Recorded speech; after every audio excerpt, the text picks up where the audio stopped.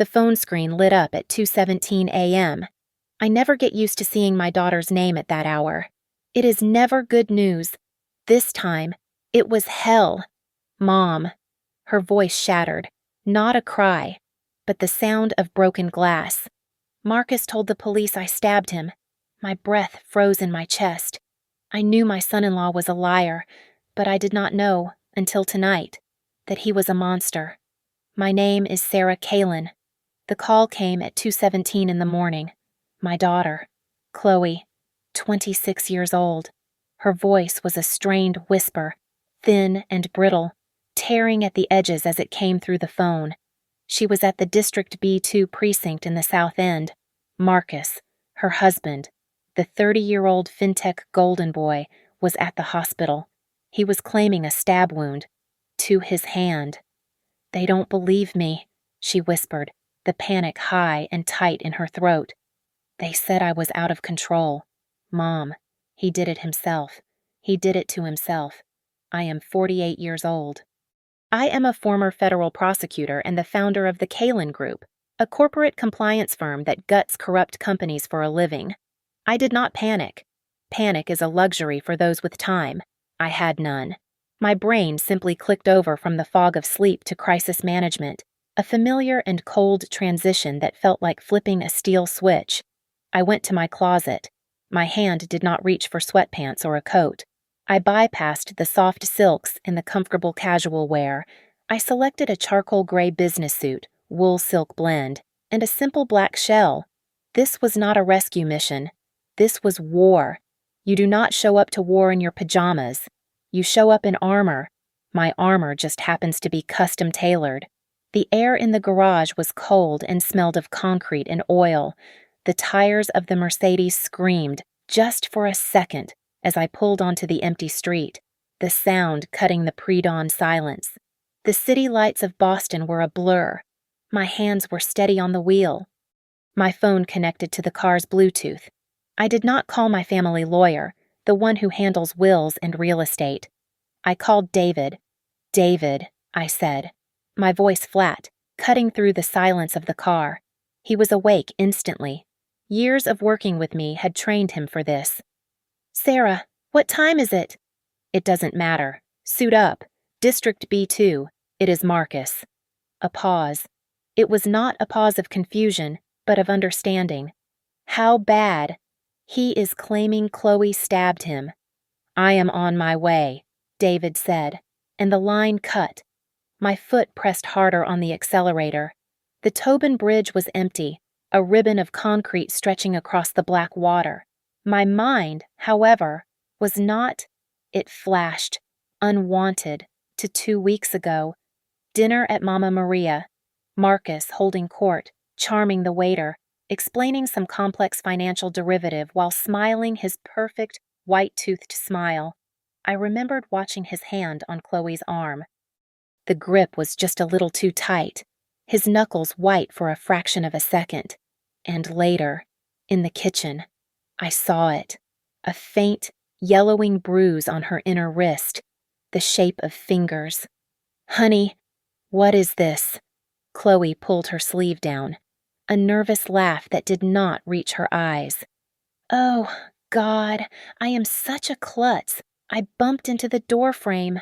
I looked into my daughter's eyes I had known since her first breath, and I chose to believe her.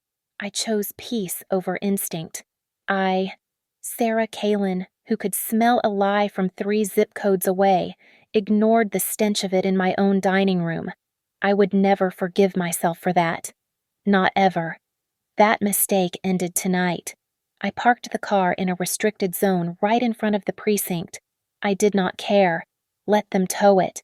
I did not run from the car to the door. I walked.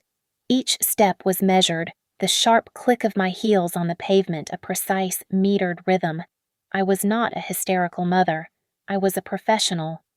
I pushed through the heavy glass doors. The smell hit me first. Stale coffee, old sweat, and that industrial bleach smell that fails to cover up the scent of human misery. The lighting was a sickly fluorescent yellow. A young officer was at the desk, balancing a paper cup of coffee. He looked up, annoyed at the interruption. "Ma'am, you cannot—" His voice died in his throat. His eyes widened. The paper cup slipped from his fingers, splashing scalding brown liquid across the floor and his uniform. He did not even flinch. He just stared, his face pale, his mouth open. "Holy God," he whispered, scrambling for a paper towel he did not look at. Chief Kalin. He did not call me ma'am. He did not call me Mrs. He called me by the name I had not used in 10 years, the name they all remembered, Officer Keene. Suddenly damp with spilled coffee, tried to physically bar my path. He raised his hands, palms out, in a gesture that was half placation, half defense. "Chief Kalin, I am sorry, but it is a restricted area. You know the rules. I need you to wait up front." I stopped, close enough that he could not look away. I kept my voice low, surgical. "I know who you are. Officer Keene. I remember you." He visibly paled. "I prosecuted your last partner, Detective O'Malley, back in 2019. Evidence tampering and perjury. You were his rookie," I said. The details were automatic, pulled from the steel trap file in my head. "I remember you sat on the stand and backed his play, right up until I produced the ATM footage that proved you were both lying about the timeline. O'Malley took the fall. You skated." His breathing was shallow. He was not seeing a lawyer or a mother. He was seeing the woman who had burned his mentor to the ground. "Now," I said, enunciating every syllable, "get out of my way." Keene flinched and stepped back, his authority evaporating. He practically pressed himself against the wall, gesturing weakly down the hall. My power, I was reminded, never came from the badge I once held. It came from the memories I kept. I moved past him, down the corridor that smelled of regret and harsh cleaning chemicals. The quiet of the precinct was oppressive. I turned a corner into a small, harsh-lit waiting area, and my breath caught. There she was. Chloe. My Chloe. She was huddled on a bright orange plastic chair that looked like it was from the 1970s, designed for maximum discomfort. She looked impossibly small. Her expensive silk blouse was torn at the collar, and there was a dark, drying smear of blood on her cheek. It was not her blood. I knew it instantly, with a mother's intuition that is sharper than any forensic test. Her eyes were scanning the floor, wide and vacant with shock. Then she saw me. "Mom." It was not a word. It was a release. A dam of terror breaking. She launched from the chair, stumbling, and crashed into me. I wrapped my arms around her, her body vibrating with a terror so profound it felt like a current. I held her tight, but my actions were dual-purposed. As I stroked the back of her head, a gesture of comfort, my fingers were assessing.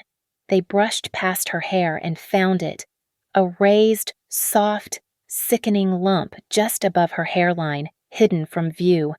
I held her face, my thumb wiping the dried blood from her skin. "Did he hit you in the head?" I whispered, my voice a command, not a question. She tried to speak, to answer, but only a fractured sob came out as she nodded. "Fantastic. The family is here." The voice dripped with a sarcasm so thick it was almost impressive. I looked up. A man, probably in his late 50s, was leaning in a doorway, his suit rumpled, his tie loosened, a look of profound boredom on his face. This was a man who had seen everything and cared about nothing. This, I surmised, was Detective Walsh. He ambled over, holding a stained coffee mug like a shield. "Ma'am, I am Detective Walsh. Your daughter has had quite a night. She attacked her husband with a kitchen knife." He ticked the points off on his fingers, as if speaking to a child. "We got the victim's statement. We got the weapon. We got the wound. It is pretty clear-cut, far as I am concerned." I gently moved Chloe behind me, shielding her with my body. I met Walsh's tired gaze with my own.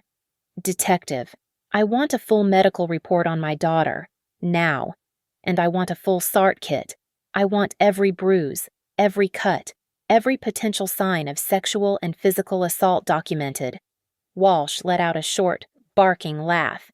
"A SART kit lady. She is the suspect, not the victim. We do not waste resources on the perpetrator."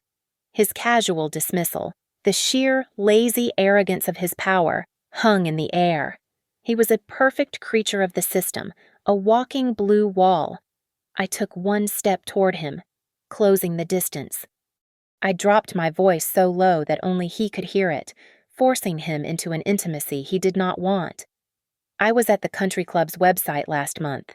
Detective. Reviewing the photos from the Police Benevolent Fund golf tournament." Walsh's dismissive smile faltered, his eyes sharpened.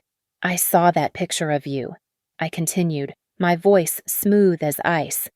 "You, Marcus Thorne, and 2 city council members, arms around each other, holding that big silver cup. You and Marcus looked very comfortable." He did not move. He barely breathed. The lazy cop was gone. "I just wonder," I said, letting the words land with precision, "if the media would be interested in knowing that you are personally investigating a domestic violence case involving your golf buddy. I wonder if they would find it interesting that you declared the case clear-cut before my daughter's bruises were even photographed." Walsh's face, already pale from the fluorescent lights and a bad diet, went rigid. He knew exactly who I was, and he knew, in that instant, that his easy night was over. Walsh was still standing there, his face a mask of curdled realization, when the main precinct doors swung open again. This was not a panicked citizen or a mother in a suit. This was a production. Marcus Thorne entered, and he was perfect. He looked every inch the wounded, wealthy victim. He wore an expensive-looking cashmere sweater, artfully distressed at the collar, and his left hand was wrapped in a thick, pristine, brilliantly white bandage. He was flanked by a man who radiated the quiet, lethal arrogance of a $1,000-an-hour lawyer. His suit was sharkskin, his eyes were cold. This had to be Stanton and Croft. Marcus spotted me, and his face, which was already arranged in a mask of pained concern, crumpled beautifully. He took a step toward me, his good hand outstretched as if reaching for an ally. "Sarah," he breathed, his voice catching. "Oh, God, you are here. I tried to help her. She is not stable. Sarah, she just lost it. She was screaming about you, about her job. She grabbed the knife." The lawyer put a perfectly manicured hand on Marcus's chest, a gesture that was both supportive and silencing. "My client will not be speaking further," the lawyer announced. His voice was smooth, polished, and utterly devoid of human warmth. He addressed Detective Walsh directly, dismissing me as if I were a piece of furniture. "I am Bryce, from Stanton and—" His eyes scanned the room, cataloging everything. "We are here to ensure Mr. Thorne gets the justice he deserves and that this young woman," he flicked his gaze to Chloe, "is charged appropriately. My client has been through a significant trauma tonight." I ignored Bryce. I kept my eyes locked on Marcus. I let the silence stretch, watching his performance. "The left hand. Marcus," I said. My voice was calm, conversational, as if I were asking about the weather. "That is the hand you injured." He nodded, his brow furrowing with the memory of his trauma. "Yes, I tried to block it." "That is interesting," I said, tilting my head. "Because you are right-handed. You play golf right-handed. You sign multi-million-dollar contracts right-handed. You wear your watch on your left wrist. It must have been very awkward, her managing to attack the one hand you do not rely on." Marcus blinked. It was tiny, a fractional hesitation, but I saw it. The mask slipped. The polished narrative in his head had just hit a snag. It happened so fast. "Sarah," he stammered, his eyes darting to Bryce for a rescue. "I was just trying to defend myself." I turned my gaze from him and settled it on Detective Walsh, who was watching this exchange with a new, unwelcome alertness. "Detective," I said, my voice sharp and clear, "did you bother to check my daughter's hands for gunshot residue or his—" Walsh looked confused. "Residue. It was a knife." "Oh, forgive me," I said, tapping my temple. "Silly me. Wrong protocol. But you did, of course, dust the knife for prints. Or did you just take your golf buddy's word for it? It must be convenient, having the lead investigator on your payroll, or at least in your Sunday foursome." "This is harassment," Bryce snapped, finally turning his reptilian gaze on me. He stepped forward. "You are interfering with a police investigation. You are intimidating my client and this officer. This," I said, taking a step toward him, "is the beginning." As if summoned by the tension, the precinct doors opened a third time. David walked in, his overcoat flapping. He was rumpled, his hair a mess. But his eyes were the sharpest things in the room. He spotted me and Chloe instantly and was at our side in 3 strides. "Sarah, Chloe, what do we have?" "David," I said, the relief of having a competent ally flooding me. It was time to take control. "Chloe is not to say one more word to anyone here." "Not one. I want you to get her out of this precinct. Now. Take her to Mass General. I want a full evaluation, head to toe. Tell Dr. Amina Singh I am sending her over. Amina will know what to look for." "Wait just a minute," Walsh barked, moving to intercept. "She is a suspect in an assault."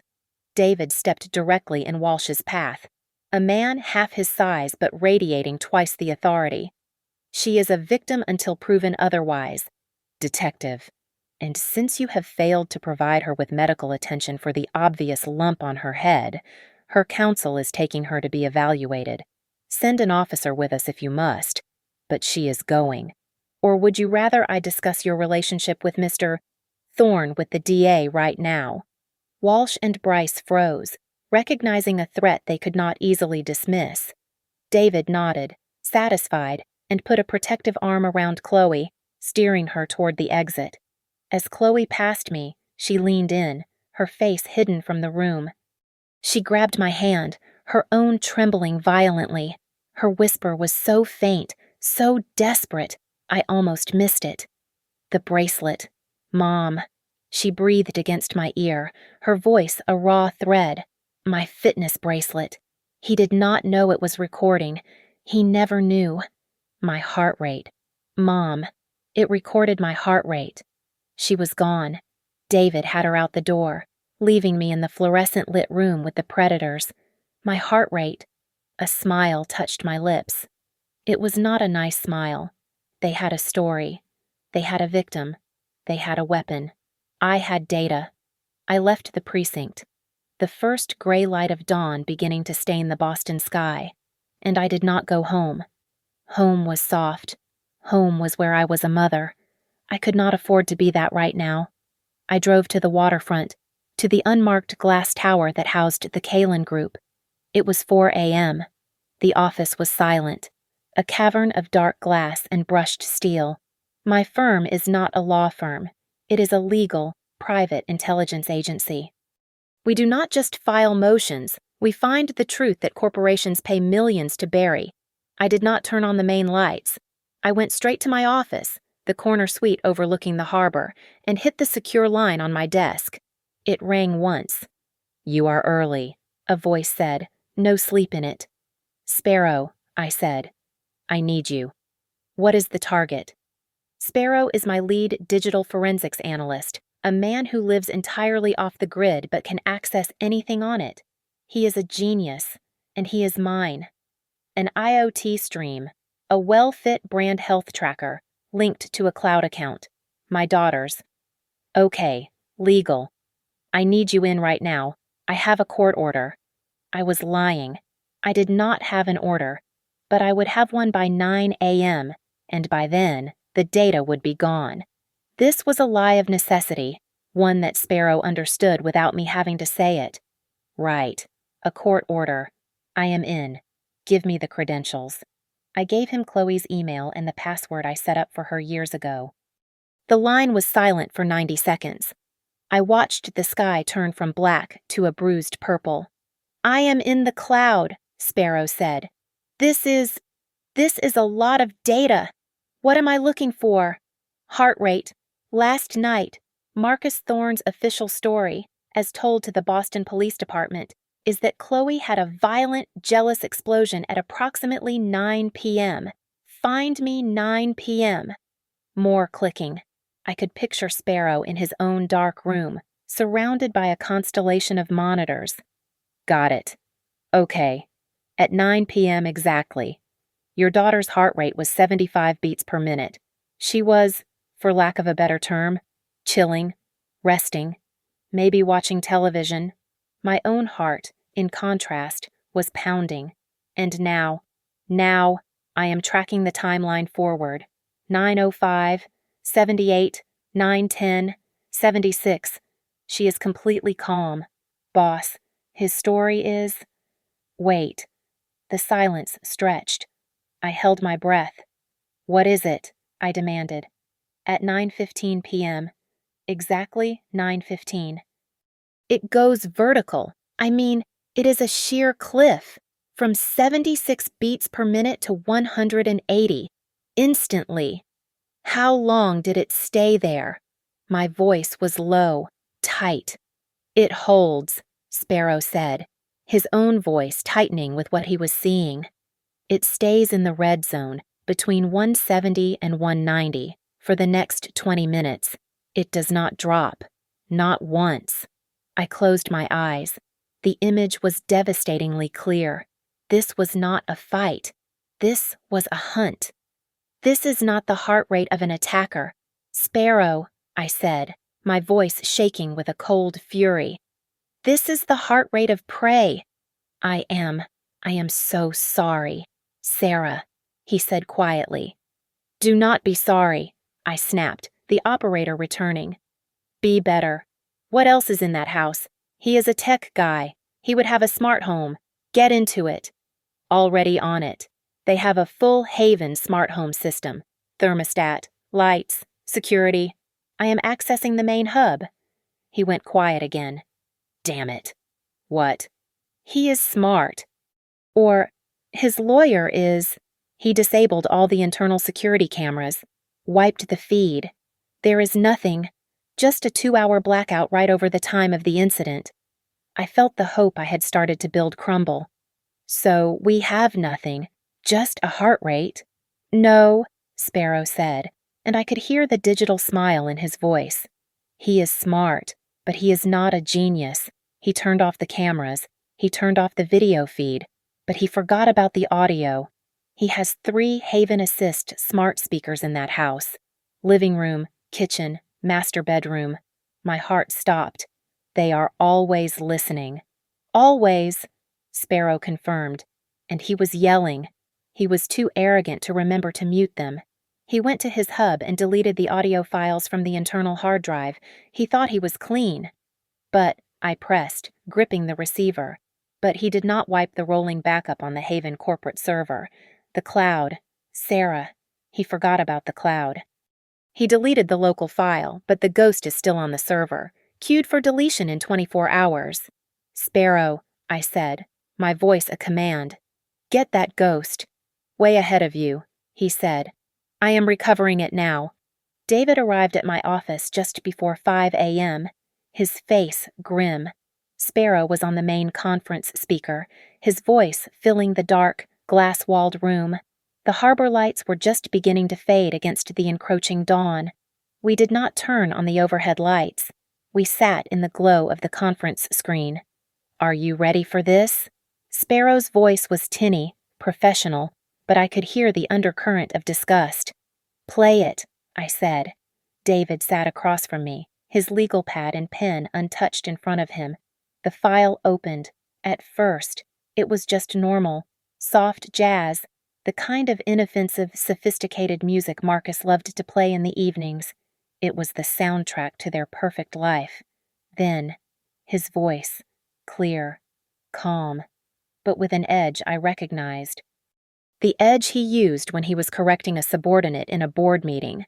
Marcus, you know what you did, Chloe. Don't lie to me. Chloe, I don't know what you're talking about. Marcus, I was just... Then, the sound. It was not a word. It was a sharp, percussive impact that crackled the speaker. A sound so loud and wet and sickening it felt like it had happened right in the room. A slap, not a tap, but a full force, open-handed strike. David flinched. A tiny, involuntary movement. I just sat, frozen, my blood turning to ice. Chloe's gasp was followed by a broken, muffled sob. Then Marcus's voice came again, and all the warmth, all the charm, was gone. It was flat, cold, and dead. The voice of a reptile. Marcus, I built you. I took you from nothing, and I built you. I can destroy you. You understand me. You think your mother can save you. She is busier than God. She does not have time for you. No one does. The sound of a scuffle. A chair scraping violently against a hardwood floor. A muffled thump. Then Chloe, no longer sobbing, but screaming.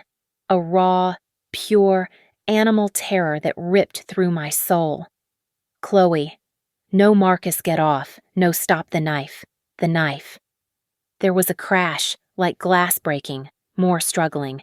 It was impossible to tell what was happening. It was just a cacophony of terror, and then a strange, sharp sound, a hiss, like a quick, punctuated release of air. Marcus. Ah! Damn it! Damn it!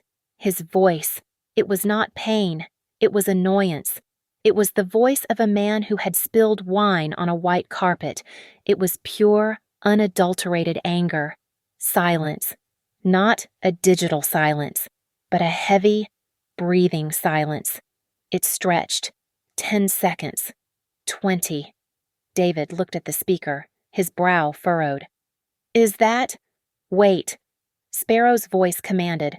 After almost 30 seconds of this thick, charged quiet, Marcus spoke again. His voice was completely different. It was calm. It was purposeful. It was the voice of a man who had just solved a difficult equation. Marcus. All right. You want to play? We will play. The recording should have ended there. That was the end of the confrontation. But Sparrow let it run. We heard a few minutes of ambient noise. Footsteps. A drawer opening and closing. Water running. What is he doing? David whispered. He is preparing, I said, my voice hollow. And then a new sound. The sound of a phone's touch-tone keys. And then a ringing. 911, what is your emergency? Marcus's voice came on the line, and I felt the air leave my lungs. It was a different man. He was sobbing. He was hysterical. He was terrified. He was the perfect victim. Marcus, my wife, please, God, help my wife. She stabbed me. She went crazy. She came at me with a knife. I am bleeding. Please, hurry, I think she is. She is mentally unstable. I tried to help her. I tried to calm her down, and she just snapped. The line cut. The audio file ended. Sparrow's voice returned to the dark room, quiet and deadly. He is a perfect actor. David finally picked up his pen, but he just stared at the blank page. He practiced, he said, his voice filled with a stunned disbelief. That 30 seconds of silence. He was not in shock. He was not in pain. He was rehearsing. He was getting into character. I said nothing. I just sat there, in the dark, and for the first time, I understood the true, calculated, bone-deep evil we were facing. My daughter had not married a man. She had married a performance. I walked into the sterile, quiet emergency wing of Massachusetts General Hospital. The smell of antiseptic and sickness was a different kind of oppressive than the precinct, but it was just as heavy. Dr. Amina Singh was waiting for me past the check-in. She was an old friend, a brilliant ER chief, and the only person I trusted with my daughter's life. She did not hug me. She just put a hand on my arm, her face set in grim, professional lines. Sarah, she said, her voice low, Let's go to my office. We walked, my heels clicking on the polished linoleum. I knew from her tone it was bad. It is worse than we thought, she said, closing the door and gesturing for me to sit. I did not. The bruise on her wrist is fresh, consistent with being grabbed. The contusion on the back of her head is significant. She has a concussion. He hit her hard enough to cause a mild traumatic brain injury. But that is not all. She clicked her mouse, and a set of X-rays illuminated the monitor on her wall. It was a scan of a human torso. These are Chloe's ribs, Amina said, pointing with her pen. I stared, confused. They look fine. Look closer. She pointed to the right side.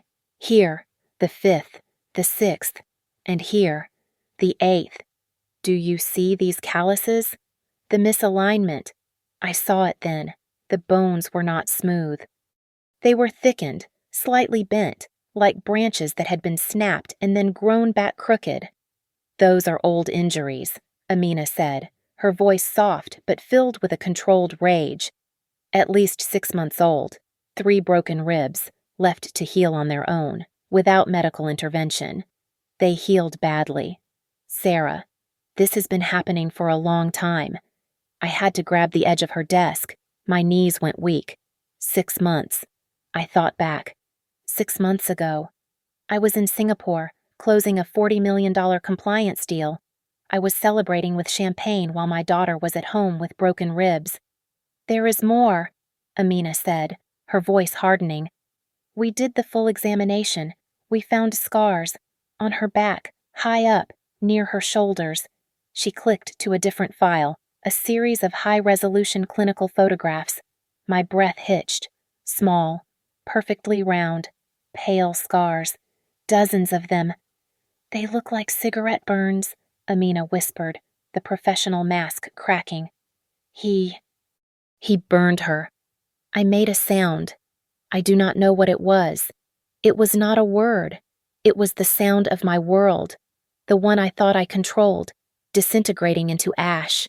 My daughter, my bright, funny, brilliant Chloe, had been living in a private hell while I was busy building an empire. I went to her room. David was sitting outside, on the phone, his face thunderous. He just nodded at me, a silent go. Chloe was small in the large hospital bed, an IV line in her arm. Her eyes were closed. The bruise on her cheek was a dark purple. I sat in the chair next to her bed for a long time, just watching her breathe. When she finally opened her eyes, they were dull, not with sleep, but with shame. He told you, she whispered, her voice hoarse. I saw the X-rays, I said, my own voice tight. Chloe, why did you not tell me 6 months? The ribs, why? She looked away, at the blank white wall. A tear slipped from the corner of her eye. Because of you. I flinched as if she had hit me. What? He told me. If I ever told you, if I ever tried to leave, he would destroy you. Her voice was a monotone, a recited script. He said he knew things, about your old cases. He said he had proof that you falsified evidence in the O'Malley case. He said he would send it to the press, to the Bar Association. He said he would ruin the Kalin Group. He would ruin you. Mom. I was afraid he would hurt you. The manipulation was so deep, so intricate, it was breathtaking. He had not just isolated her. He had not just abused her. He had found her one, singular loyalty, her love for me, and he had turned it into a weapon to keep her in chains. He had made me her jailer without me ever knowing. The cold rage from the precinct returned, but now it was a white-hot, consuming fire. He had used me. He had used my life's work to torture my daughter. I was about to respond, to tell her how meaningless my job was compared to her life, when a nurse tapped on the open door. Mrs. Kalin, the nurse said, looking hesitant. There is a man in the main waiting room. He says he needs to speak with you or Chloe. A Mr. Bryce? He said he is her husband's lawyer. The nurse glanced at her chart. He said he has an offer. I met Bryce in the hospital cafeteria at 5:30 in the morning. The place was a tomb, smelling of burnt coffee and floor wax. He was sitting at a small table, a perfectly untouched cup of tea in front of him. He looked as if he had just stepped out of a magazine, his suit still perfect, his hair immaculate. I did not sit. I stood. "Sarah," he said, gesturing to the empty chair. "A terrible business, a real tragedy for all involved." I just looked at him. He sighed, a small, theatrical sound. "Look, Marcus. He is a very generous man. Despite the trauma of last night, he is willing to be compassionate. He has agreed to drop all criminal complaints on one condition." I waited. "Chloe agrees to be admitted, privately, to a top-tier psychiatric facility. We have a place in Connecticut picked out.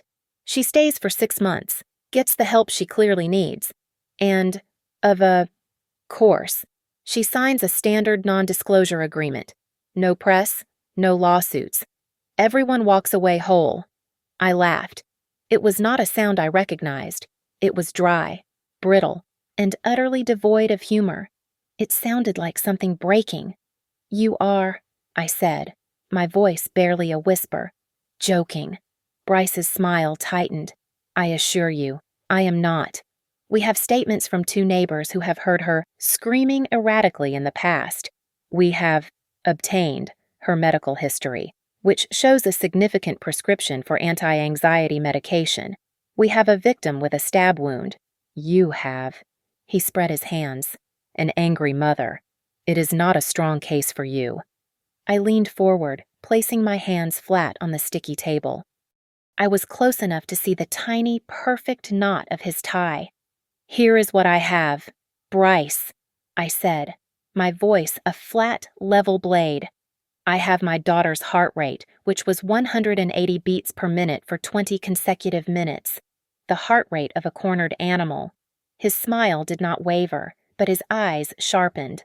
"I have X-rays," I continued, "of 3 improperly healed ribs, broken 6 months ago.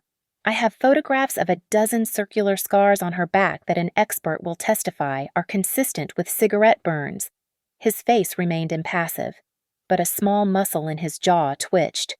"And," I said, saving the best for last, "I have a high-definition audio file from their smart speaker. An audio file of my daughter screaming no, the sound of a slap, and then, most damning of all, the sound of your client, after a 30-second pause, rehearsing his hysterical 911 call after he cut his own hand." The color drained from Bryce's face. It was absolute. His practiced, arrogant mask dissolved, replaced by the pale, stunned look of a man who had just been shot. He had not known about the audio. "So here," I said, pushing back, "is my offer, not yours, mine." Your client retracts his statement.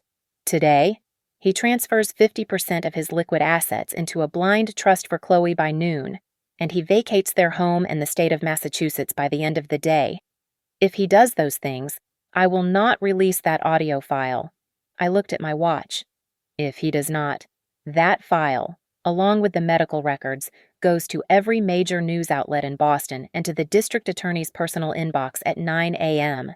Bryce stood up so fast his chair screeched on the tile. That is extortion. You cannot use that file. It is inadmissible." "Oh, I can't," I said, looking up at him. "Watch me. You are thinking like a lawyer. Bryce, you are worried about a courtroom. I am not a lawyer anymore. I am a mother. And I am not building a case for trial. I am building an anchor that will drag your client to the bottom of the ocean. Try me." I turned to walk away. "You really think Marcus is that stupid?" His voice stopped me. I turned back. The panic was gone from Bryce's face. It had been replaced by something new, a slow, poisonous smirk. It was a complete transformation. "That audio file," he said, and he actually chuckled. "Sarah, thank you. You just confirmed you have it." I just stared, my blood running cold. "That file is our insurance policy," he said, his voice dripping with condescension. It is fake. We planted it. We knew you would use your pet hacker to dig. We wanted you to find it. We wanted you to bring it to the DA, because the moment you do, the moment you try to use a fabricated piece of evidence, Marcus will sue you for slander, defamation, and malicious prosecution. We will own you. We will own the Kalin Group. You just walked right into our trap. I stood frozen in the humming silence of the cafeteria. Bryce's smug, satisfied face seemed to ripple in my vision. A trap. He had planted a honeypot, a piece of data so perfectly damning that I would bypass all logic to retrieve it. And he had been right. I had done exactly what he predicted. The real tape. Bryce continued, leaning in as if sharing a delightful secret. Oh, it is much, much worse. It paints a picture that will end this, and it is in our possession, secure, admissible. You, Sarah, are done. He straightened his tie. My offer stands. 6 months in Connecticut. It is the only way out for her. He slid his business card onto the table. You have 1 hour. I watched him walk away, his footsteps impossibly loud in the empty room. My mind was racing, trying to process the inversion. The evidence I thought was my sword was actually the poison I had just drunk. I walked out, my hands shaking, and got back in my car. I hit the secure line. Sparrow. Did you get him? Sparrow's voice was eager. He played us, I said, my voice flat, dead. The audio file. It was a fake, a plant. He knew I would send you in. The line went silent. Sparrow is a professional, but he is also proud. I had just told him he had been beaten. When he spoke again, his voice was lethal. He played me, Sparrow hissed. The casual tone was gone. I am in the logs now. Damn it. He is right. The partition I accessed. It was a ghost, a virtual sandbox. He built a fake version of the cloud, an identical copy, and seeded it with that file, knowing I would find the hidden data. He is not just smart, Sarah. He is a devious bastard. He is a strategist, I said, my own shock finally receding, replaced by something else, a cold, hard clarity. I had been a fool. I had been arrogant, relying on the digital tricks that were my trade. I had been looking at the circuits, at the data, at the cloud. I had forgotten to look at the people. Marcus was not just a brute who burned his wife and broke her ribs. He was a planner. He had anticipated my every move. Okay, I said, my brain rebooting, shifting gears. Forget the tech. Forget the cloud. Sparrow, you are offline for now. This is not digital. This is human. I hung up, my mind racing back, away from the bytes and servers, back to the hospital room, back to Chloe. What had she said? He said he would destroy you. He said he had proof you falsified something in the O'Malley case. The O'Malley case. That was 6 years ago. It was complicated, bloody, and it had made my career and my enemies. It was the case that Keene's partner had gone down for. How, in God's name, did Marcus Thorne, a fintech whiz kid, know the interdepartmental details of a 6-year-old federal prosecution? He was not just guessing. He had proof. I scrolled through my phone, past David, past Sparrow, to a name I had not called in 3 years. Finn. He picked up on the 4th ring.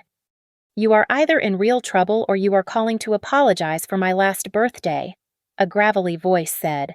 Finn was a retired BPD deputy superintendent, and he owed me his pension. Finn, I need a name, I said, cutting to it. The O'Malley case, 2019.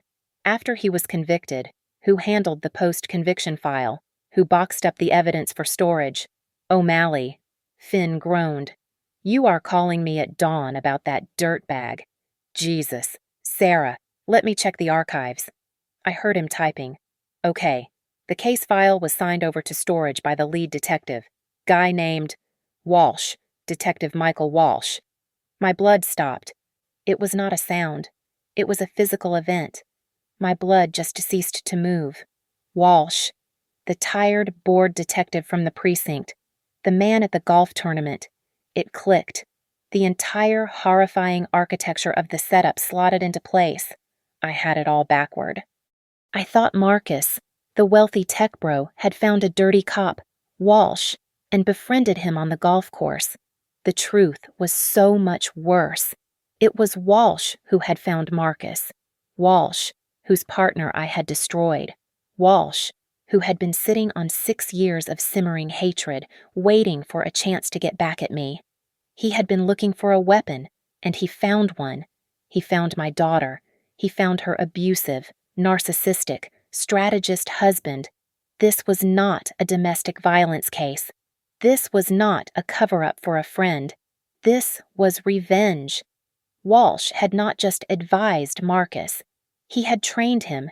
He had given Marcus the dirt on me, the one thing that could silence Chloe.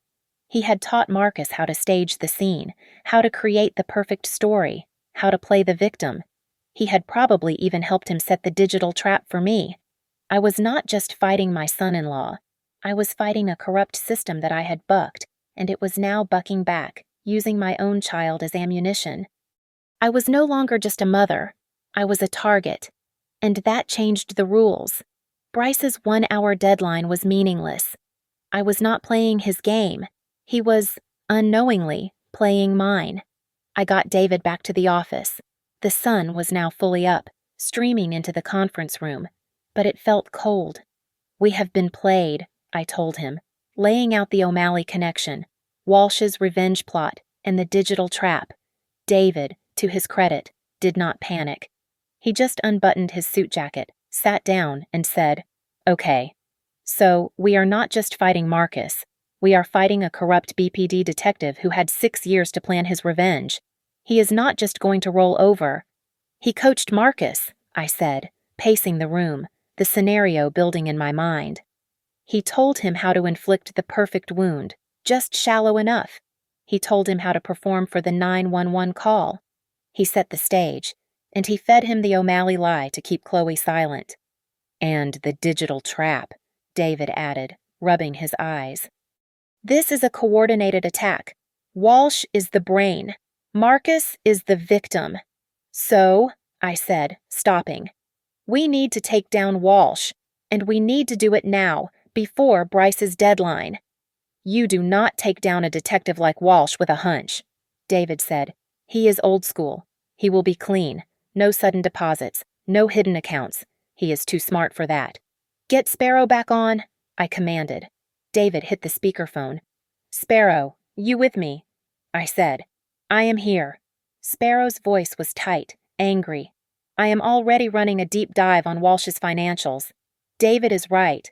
The guy is a ghost. He makes $89,000 a year, and he spends $89,000 a year. No boats, no condos." "Then you are looking in the wrong place," I said, my mind connecting the dots. "Walsh is clean, but Marcus is not. Marcus is a financier.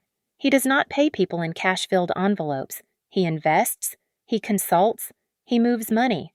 I looked at David. "If Walsh did not take money, what did he take? What does a man like that want?" "Revenge," David said.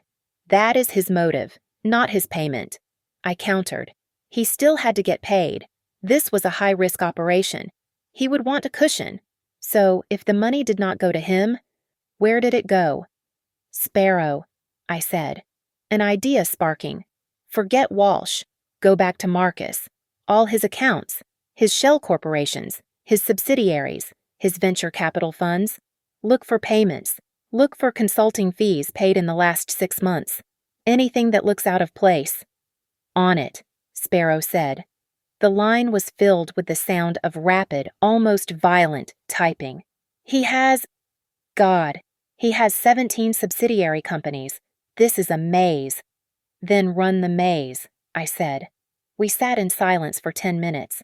David and I just looked at each other. The entire case, my daughter's future, my own, hung on this thread. "Okay," Sparrow said, his voice slow, cautious. "I have something. It is weird. A payment of $150,000, paid out 3 months ago from Thorn Capital Ventures. The recipient is a company I have never heard of. K Security Solutions LLC. My blood went cold. Keen. What? David said. Keen, I repeated, the name hitting me. The young officer at the desk, the one who dropped the coffee, the one who called me chief. His name is Keen. Sparrow, I said, my voice shaking with the revelation. Who owns K Security Solutions LLC? Give me a second, Sparrow said. I am pulling the state incorporation papers. Oh, hell. It is registered to a Cynthia Keen, address in South Boston. His wife, I said. It is his wife's company. The entire board clicked into place. Walsh was not just a lone actor. He needed someone on the inside, someone to man the desk, to steer the case, to lose the paperwork. Walsh did not work alone, I said to David, my voice low. He needed leverage. He found Keen. Keen, who he knew I had a history with. He must have squeezed him, forced him into the scheme. And the payment, the $150,000, that was the bribe, laundered through the wife's security company, a fee from Marcus for consulting. I thought back to the precinct. Keen's pale face. His terror. He was not afraid of me because I was a prosecutor. He was afraid of me because he was in on it. He was the one, I whispered, the pieces falling. He was the one who accidentally left Chloe alone in the waiting area. He was the one who forgot to turn on the recorder for her initial statement, which is why Walsh could claim she never said she was attacked. It is a conspiracy, David said, his eyes wide. Walsh, Keen, and Marcus, all to destroy you. They thought so, I said. I looked at the clock. 7 a.m. Sparrow, get me everything on K Security. Bank records, invoices, everything. David, call the DA. Tell her we need to meet. Now. The meeting was at 8:30 a.m. in the main conference room at the district attorney's office. The DA, Elena Rodriguez, was a woman I had personally mentored 2 decades ago. She was sharp, she was fair, and she owed me nothing, which is exactly why I trusted her. Bryce and Marcus arrived first. They walked in radiating a smug, victorious confidence. They thought they were there to finalize Chloe's charges. Detective Walsh followed them in, carrying a thin file, his face set in a look of bored duty. He was the official detective of record. Then we walked in. Me, David, and Chloe. Chloe was pale, her arm in a sling I had insisted on for dramatic effect, but her eyes were clear for the first time in years. Bryce's smirk faltered for a second when he saw us. He had given us a 1-hour deadline, and we had just ignored it and gone over his head. Thank you all for coming on such short notice, Elena said, her voice filling the room. She looked at Walsh. Detective, this is your case. Please, bring me up to speed. Walsh stood, opened his file, and delivered his story. It was a masterpiece of fiction. He painted a picture of Chloe as unstable, volatile, and jealous. He described her violent outburst and Marcus's heroic self-defense. He concluded by recommending she be charged with aggravated assault with a deadly weapon. He sat down, looking satisfied. Elena turned her gaze to me. Mrs. Kalin, I am assuming you have a different perspective. I did not stand. I simply reached into my bag, pulled out a small digital audio recorder, and placed it in the center of the polished mahogany table. I do, I said. And I have the full, sworn confession of Officer Michael Keen, obtained by my attorney 1 hour ago. The color evaporated from Walsh's face. Bryce shot to his feet. Obtained under duress. This is procedural. Sit down, Mr. Bryce, Elena said, her voice quiet but iron. He sat. Officer Keen confesses to everything, I said, my voice cutting through the silence. He confesses that you, Detective Walsh, approached him 6 weeks ago with a plan to get revenge on me for the O'Malley conviction. He confesses that you coached Marcus Thorne on how to stage an assault, how to inflict a superficial wound, and how to perform for the 911 call. He also confesses to accepting a bribe of $150,000 paid by Marcus Thorne, laundered through a shell company in his wife's name. Marcus looked at Walsh, his eyes wide. What? What is she talking about? Bryce tried again. This is a fantasy. This is... I cut him off, turning my full attention to him. And you, Mr. Bryce, we have your banking records. This, I knew, he was not expecting. A highly unusual retainer, paid to you 2 months ago, I said. Not from Marcus, from Detective Walsh. You are not Marcus's lawyer. You are Walsh's. You were brought in to manage the legal side of this conspiracy. You are not counsel. You are a co-conspirator. That hit home. Marcus finally understood. He turned in his chair, his face a mask of horrified realization, looking from Bryce to Walsh. You told me this was simple. You told me she would be. You used me. The final piece. I turned to Marcus, my voice filled with a pity I did not feel. And you, Marcus. You poor, stupid fool.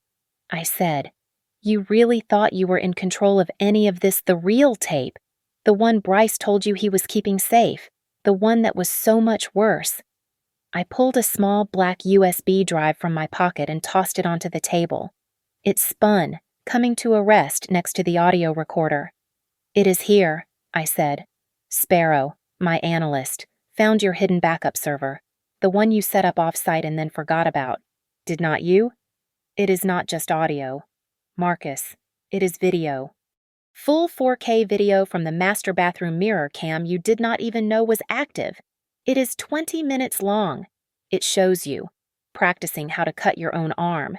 And it shows Detective Walsh, on FaceTime, coaching you on the angle. Total, profound, soul-crushing silence. Marcus Thorne made a small, gagging sound and slumped forward in his chair. Elena Rodriguez looked at the USB, then at me, then at the 3 men. She did not raise her voice. She simply pressed the intercom button on her desk. Send in the officers at the door. 2 uniformed officers entered. Detective Walsh, she said, standing. You are under arrest for conspiracy, bribery, and evidence tampering. Mr. Bryce, you are under arrest for conspiracy and bribery. Mr. Thorne, you are under arrest for filing a false report, conspiracy, and perjury. I took Chloe's good hand. I did not look back as we walked out, leaving the wreckage of 3 men who thought, for one single, arrogant night, that they could ever beat me. For the first time in 24 hours, I breathed. Thank you so much for listening to this story. Please let me know where you are listening from in the comments below. I would love to connect with you and hear your thoughts. Subscribe to Lily Revenge Stories, like this video, and hit that hype button to help this story be heard by more people.